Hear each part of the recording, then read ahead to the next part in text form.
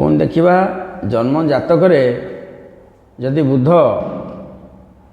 ତୁଳ ରାଶିରେ ଅବସ୍ଥାନ କରନ୍ତି ତାହେଲେ ସେ ବ୍ୟକ୍ତିଟି ବା ସେ ଭାଇ ଭଉଣୀଟି କି ଫଳ ପାଇଥାଏ। ଜନ୍ମ ସମୟରେ ଯଦି ବୁଧ ତୁଳ ରାଶିରେ ଥିବେ କ'ଣ ହେବ ନା ତେବେ ଆପଣ କୁଳୀନ ହେବେ ବା କୁଳର ନିୟମ ଜାତି କୁଳ ଧର୍ମ ନିୟମ ଆପଣ ମାନନ୍ତି, ଦେବତା ବ୍ରାହ୍ମଣ ମାନନ୍ତି।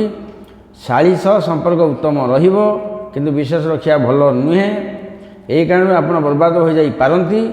ଆପଣ ବ୍ୟବହାର କୁଶଳ ବ୍ୟକ୍ତି ଅଟନ୍ତି। ଆପଣ ଏତେ ବୁଦ୍ଧିମାନ ହେବେ ନାହିଁ। ଆପଣଙ୍କର ପରିପକ୍ୱତା ଟିକେ ବିଳମ୍ବରେ ହେବ। ଆପଣ ବିଦେଶ ଯାତ୍ରା କରିବେ। ଆପଣ କୌଣସି କାମ କଲେ ପ୍ରଥମରୁ କ୍ଷତି ସହିବେ, ପରେ ଲାଭବାନ ହେବେ। ଆପଣଙ୍କ ଶ୍ୱଶୁର ଘର ଧନୀ ହୋଇପାରନ୍ତି। ଆପଣ କଲମ ବହୁତ ଶକ୍ତିଶାଳୀ ଅଟେ। ମକଦ୍ଦମାରେ ଆପଣଙ୍କର ଜୟ ହେବ। ଆପଣ ବିବାହରେ ବା ବିବାଦରେ ବାଧା ଆସିପାରେ। ଆପଣ ନିଜ କାମ, ଟେକ୍ନିକ୍ କାମ, ଶିଳ୍ପ କାମ, କାଠ କାମ ପ୍ରଭୃତିରେ ନାମ ଅର୍ଜନ କରିବେ।